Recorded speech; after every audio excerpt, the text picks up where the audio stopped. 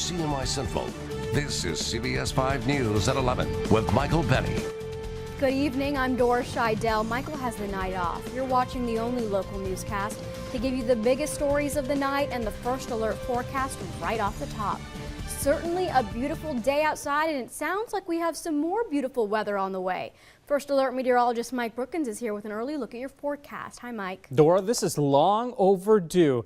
Happy to say. Skies nice and clear, of course. It's dark right now in the Stanley Law Skywatch live over Syracuse, but tell you, we're not dealing with any rainfall around here, and that'll help the river situation. We've got a river flood warning still ongoing for the Mohawk River in Utica. Minor flooding taking place. As you can see, it's 1.7 feet above flood stage. It's going to go below flood stage at 4 o'clock tomorrow afternoon. So very localized and minor at that.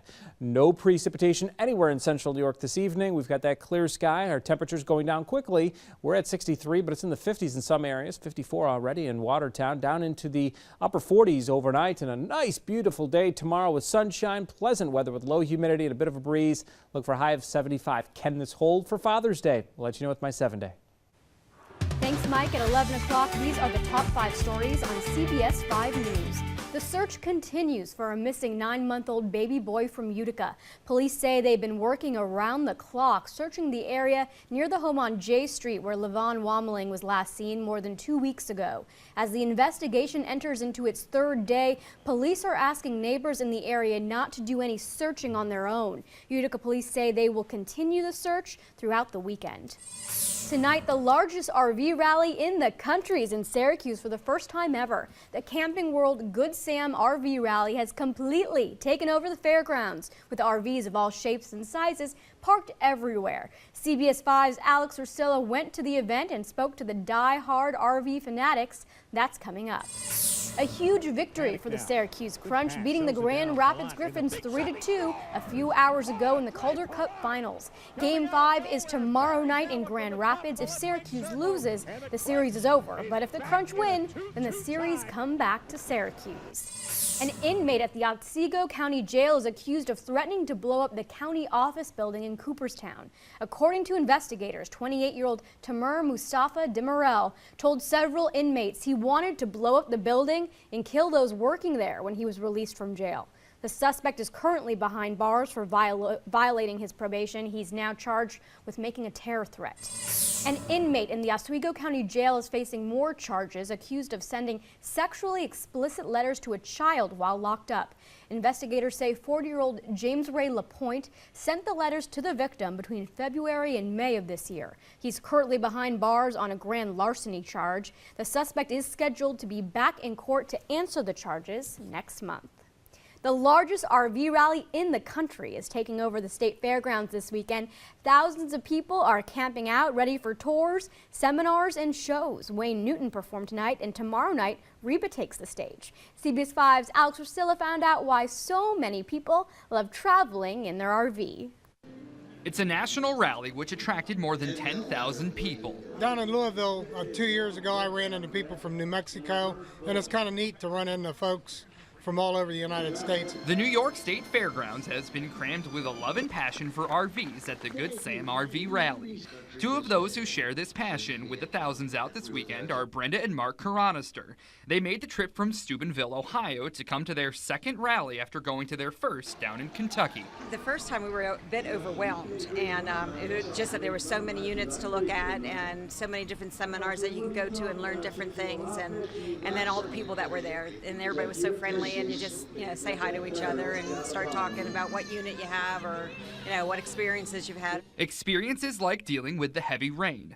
It's added a few challenges to their Syracuse trip. We got stuck trying to back into a parking spot because where we pulled out the ground was soft and we sunk in, but some other camper came and hauled us out. This weekend isn't only about fun and friends for these enthusiasts. It's also a way for them to find anything they need to repair or add on to their camper for a 35% discount here at the fairgrounds. If we need any accessories, which we did, we can pick those up here where you probably can't find them anywhere else. Anything from new tires to upgraded stairs for their home on wheels so that they can keep rolling across the country doing what they love.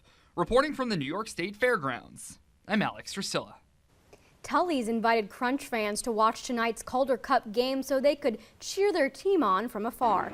Even the Crunch man joined in on the watch party. The Crunch needed this win tonight to stay alive in the Calder Cup finals, but for Syracuse fans, there's reason to be proud of the team, win or lose. I've been waiting for this season for like 19 years. We're in the finals. Regardless of the outcome tonight, I'm proud of the team. It's been a long time coming. We had a team this great, so I'm just excited for whatever. Tully's also hosted a watch party for Crunch fans on Wednesday during Game 3. For the next 2 weeks, westbound 690 through Syracuse is closed between 81 and West Street.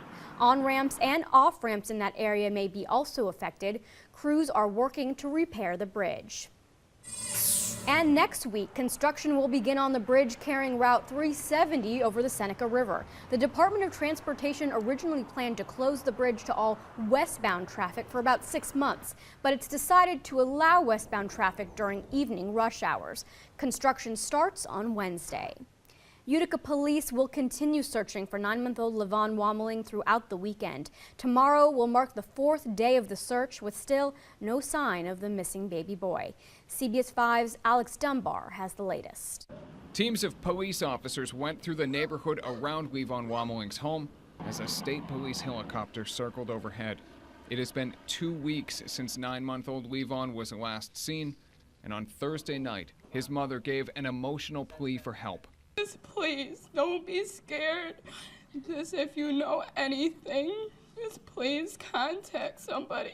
After hearing Levon's mother, several neighbors, including Joanne Rivera, wanted to help with an organized search. I would like to help because I could imagine how she feels. You know, if it was my kids, I would feel really, really bad. Like, I just want to help, look for the baby. But on Friday, Utica police asked neighbors to just check their own yards and not risk contaminating the area around Levon's home. For many neighbors, it was difficult to stand by and wait for answers. Yeah, it's scary, you know, all the kids right here in this corner and the other corner. Police did ask neighbors to let K-9 units search through their yards and to contact investigators with any potential leads they have. Several people living nearby said it was heartbreaking to watch the police search, but they were still holding on to hope that Levon could be found alive. You know, I'm hoping. You know, I don't want to think the worst. Nobody wants to think the worst. Everybody just, you know, wants him home. I mean, he should be sleeping in his own bed. For now, reporting from Utica, I'm Alex Dunbar. The superintendent in North Syracuse School District is urging voters to pass a revised budget next week. This is after the district's original plan failed to strum up enough support to impose a tax increase above the 2% cap last month. The school board and administrators have come up with a revised budget, which will go before the voters on June 18th. It raises spending by more than $4.5 million and would increase taxes by 3.45%. I believe North Syracuse values education. I know that they believe in our district, and I know that they support our students. And so it's a matter of ensuring that we get the accurate information out there so that the community understands what we're doing to ensure that we're best using their tax dollars.